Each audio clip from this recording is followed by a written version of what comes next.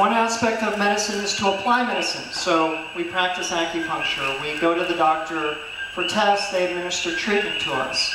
So this is sort of the technical practice of medicine. And there's another aspect of medicine which I'd like to talk to you about tonight, which is becoming medicine. How I sometimes call it the inner path of sustainability. So we have a lot of facts. Science has told us what we need to do. The ice caps are melting, or have too much carbon output, so we need to reduce all these things. Yet, even with that knowledge, we're not doing it. Right?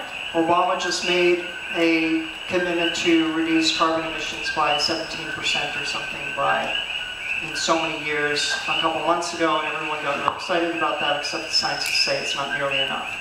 So we've already created this momentum of change upon the earth, and a lot of scientists, the preponderance of scientists, say that it's already too late in a lot of ways, and we're sort of right at that turning point where we can really make some radical changes, or we're going to have some radical suffering in the years to come.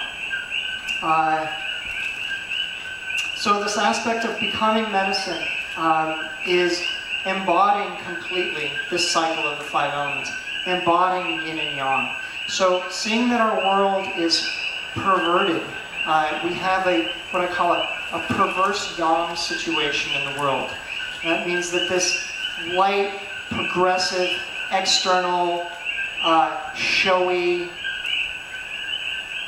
meme is too predominant. And when one of these aspects, when yin or yang is too predominant, it creates an imbalance in the system. So, if we're the cause of global warming and climate change and the other problems, it stands to reason that we're also the cure for it.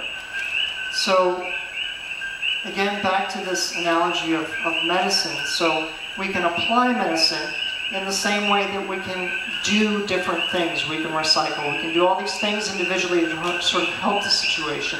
Yet it's much more deeply entrenched than that. So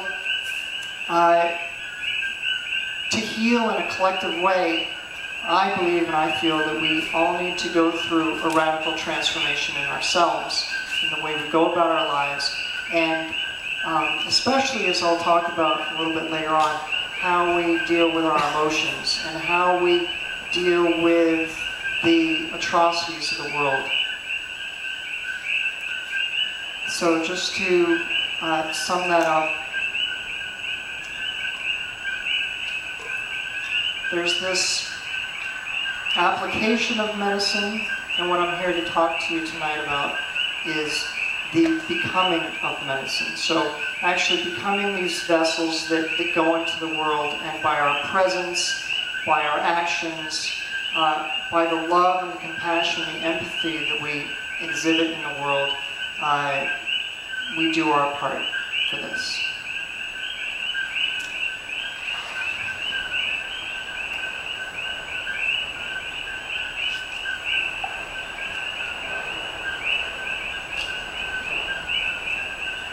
So over the last couple of weeks in preparation for this talk, I pulled out a few quotes and a couple poems, not of my own, and I'd like to just read those to sort of introduce the next part of the talk. So one I forgot to print out, so I have to get my computer.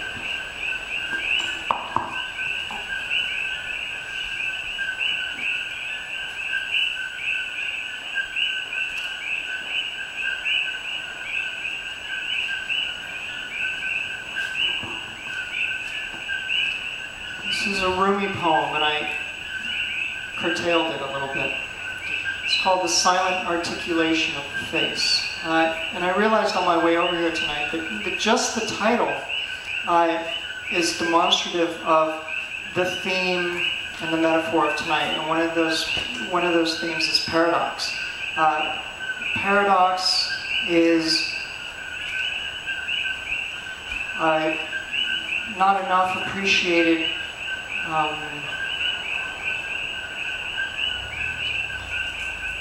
way of being and conceptualization. The yin and yang is actually a paradoxical system of wholeness, because yang is always turning into yin and yin is always turning into yang. So when you think that things are very dark, it's really just in preparation for this wonderful purified light in the yang phase. And when you think everything is going extremely well in the yang phase, right around the corner is darkness.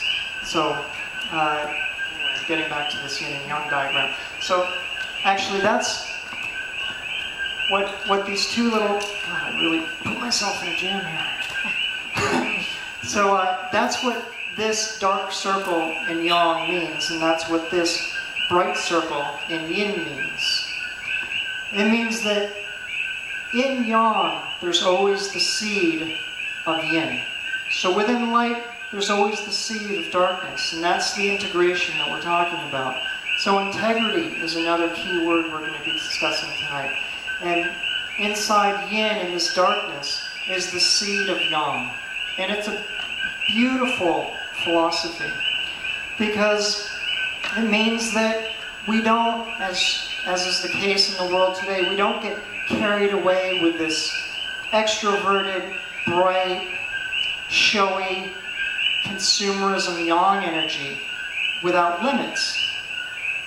And what this seed means is that you have to remember the dark side of life, the difficult side of life, the side of life that goes to rest, the side of life that goes inward,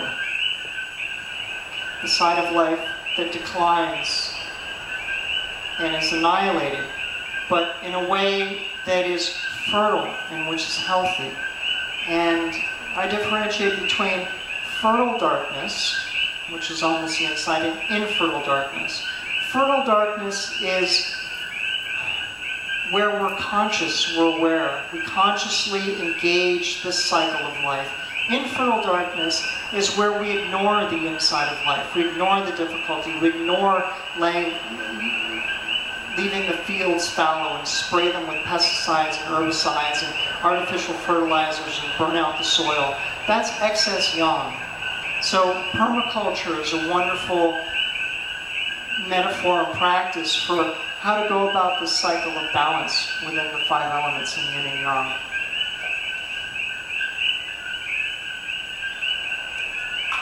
So when yin is denied, when it's repressed, it becomes infertile yin. It becomes darkness as we see acting on the planet today, where we have maniacal, sociopathic industries on the planet ruining the party for those of us who are satisfied with beauty, who are satisfied with nature, who are satisfied with one another, with friendship, with community. I could go. I'll never get to that Rumi poem. Another theme I want to bring out tonight is the aspect of pain. Pain is the yin side of life. Pain is stigmatized, ostracized. Our difficult emotions are not openly and widely supported. They're given lip service at best.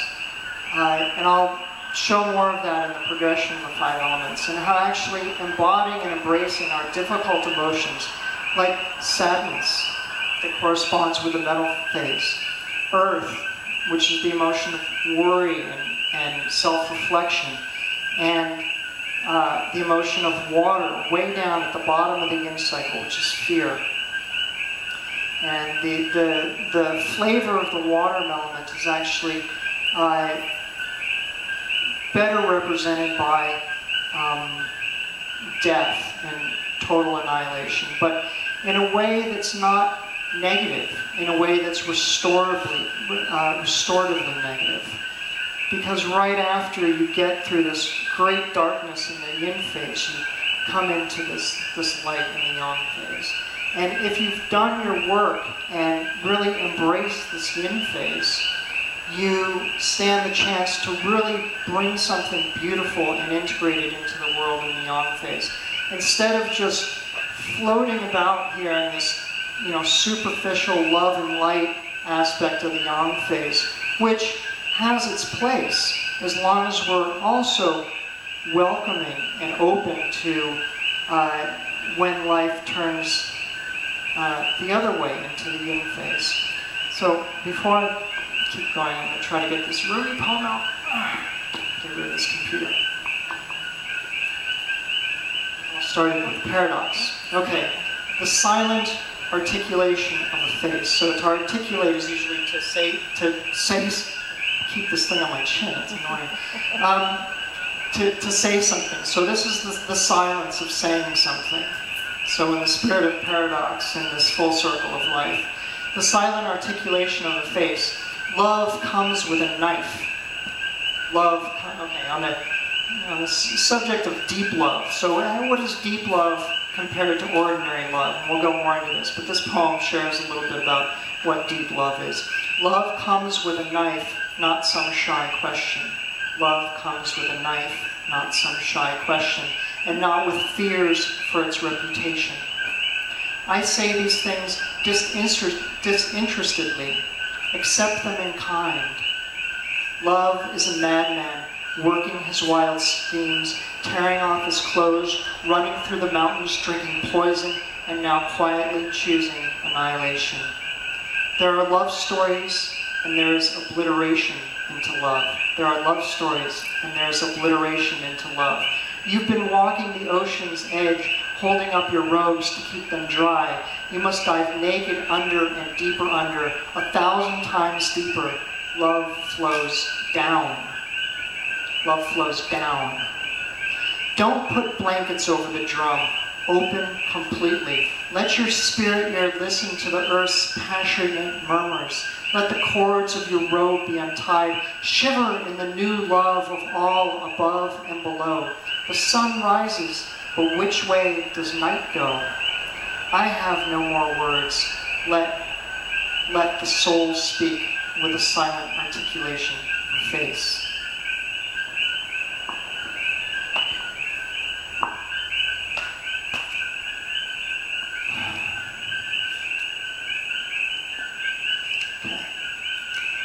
So I emphasize that line in the poem, love flows down. I'm just going to jump ahead a little bit here. The fire element, which is at the top of the cycle, which is the peak of yang energy, it corresponds, each element corresponds with an organ. The organ that corresponds with the heart, the organ that corresponds with the fire element is the heart. Okay? In Chinese medicine, it's said that the heart is the monarch of the 6 yang and the 6 yin organs. So the heart sort of presides over the whole body. And I think we know this poetically and metaphorically also, that the heart is a perennial symbol of wisdom, of wholeness, of fullness, of emotion, of mind as well in the heart. The spirit of the fire element is called Shen, which is heart-mind. So between the heart and the mind, we have, in a sense, the fullness of life. I have this other little infogram down here that earth equals body equals heart. Okay, so this is a theme of tonight. So this whole cycle of 5 elements, which I described in the beginning, is rooted in the earth, is centered around the earth, is also our own body. Our bodies are this body of the earth. We're not separate. We're there physically. We eat what the earth gives us. We excrete and it goes back to the earth. When we die, we go back to the earth. So earth equals body equals heart. Okay, so the heart represents this fullness of our own bodies, the fullness of our experience, and that which is ever expansive and contains all. So earth equals body equals heart. So we have this little heart up here in the fire element, and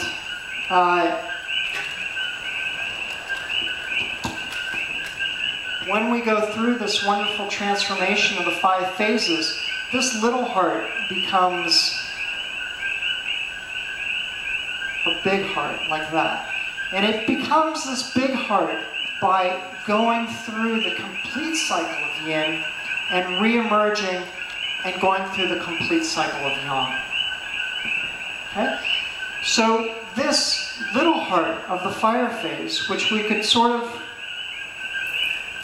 put a line here, you know, the fire phase heart exists here. The big heart is this whole big circle.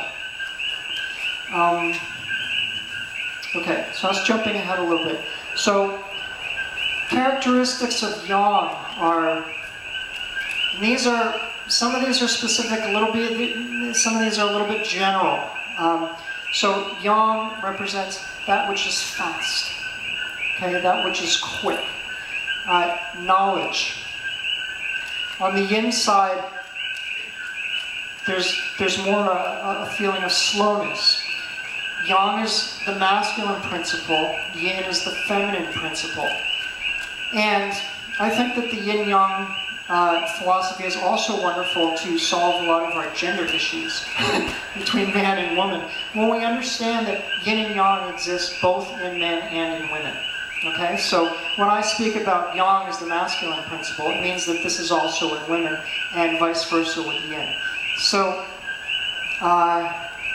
okay, so knowledge in the yang phase, which I sort of characterize with science and the accumulation of logistical knowledge, which is on the yang side, and wisdom, which is more accumulated in the yin phase, which takes more time. It takes time to accumulate wisdom. And wisdom is also accumulated through difficulty, through depth. Yin is the deep phase. The yang side is the superficial side. When I say superficial, I don't mean it in a pejorative sense necessarily. When it's only superficial, then it's a problem. But when it's integrated with yin, then it's in balance. Okay, this is a little bit generalized and tricky here. Yang represents the mind, yin represents the body. Of course,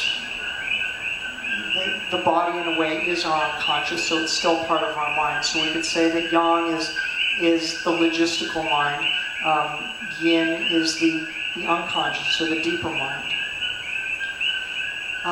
Yang relates, this is another little bit of a general one, a quantity, and yin is quality. So, again, because it's fast, because it's producing, yang produces a lot. The yin phase actually is the declining, breaking down phase. And it produces quality in the sense that it's a process of refining. And we'll go over that in a little bit.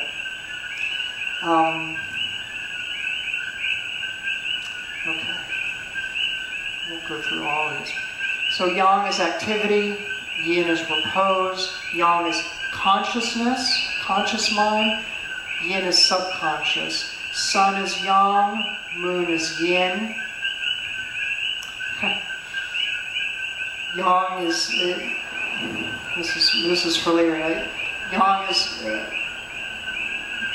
entertainment, the way we entertain ourselves, this sort of superficial aspect of life where we entertain ourselves and we distract ourselves, which is not necessarily a negative thing, again, is more of a yang. And this inner work where we go inside ourselves into a quiet crucible, into the cocoon of inner work and emotional work, is more of a yin aspect. So, there are two main tenets of yin and yang. One is that they're, and I alluded to this earlier, is that they're completely interdependent. Okay? So yang feeds yin, and yin feeds yang. Okay? Sunlight encourages growth in a plant, also encourages root growth. The roots of a plant take in nutrients which help feed the yang, the external structures of a plant. If we look at the human body, yang is the fire of digestion, breaks down gross substances to provide nourishment for yin. That nourishment of yin, which comes in Chinese medical terms through blood and essence, and yin is the fuel that supports yang.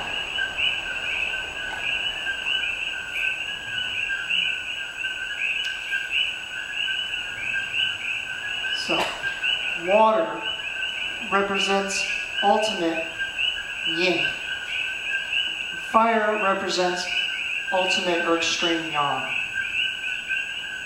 So that as the yin cycle grows, and it goes down into the depths of winter, which is the winter solstice here, the summer solstice here, spring equinox, wood corresponds with spring, metal corresponds with autumn. So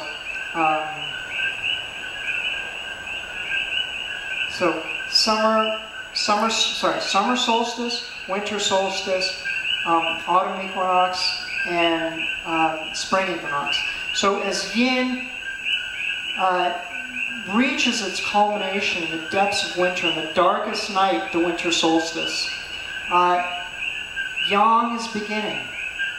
And as winter continues, winter goes from here to here. And in that progression, we actually feel like we're in the depths of winter, and winter's happening, but it's actually the light is secretly growing. So underneath the ground, the seeds are beginning to wake up a little bit, even through the winter phase. Okay, so I'm going to go back here and read a couple more quotes that I collected. There's a Jungian therapist, she's passed away, but her name was Helen Luke, and this is from a book called The Way of Woman, and I just think it's a really beautiful quote, and I came across it just this week, and it speaks so much to what we're talking about here. She's talking about the feminine aspect, and she's talking... I tend to like these books about feminism and the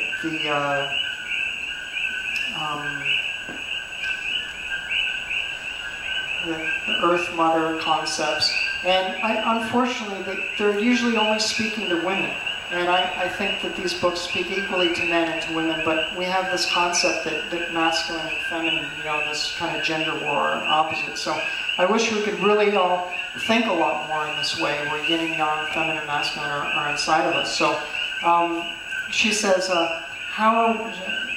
talking about the feminine principle, about yin here. How are women to recover their reverence for and their joy in this great archetype? How are women to recover their reverence for and their joy in this great archetype, of which the symbols have always been earth, the moon, the dark, and the ocean, mother of all?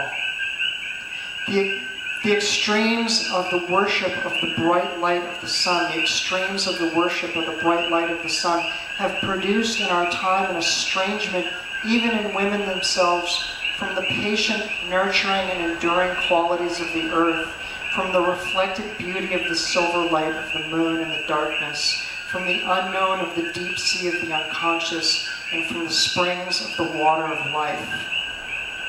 The way back and down to those springs, the way back and down to those springs into the roots of the tree is likewise the way on and up to the spirit of air and fire in the vaults of heaven. So she's saying that this passage through yin, is actually the secret channel back to brightness and happiness. If we can recover in ourselves the hidden beauty of this receptive devotion, if we can learn how to be still without inaction, how to further life without willed purpose, how to serve without demanding prestige, and how to nourish without domination, then we shall be women again, out of whose earth the light might shine.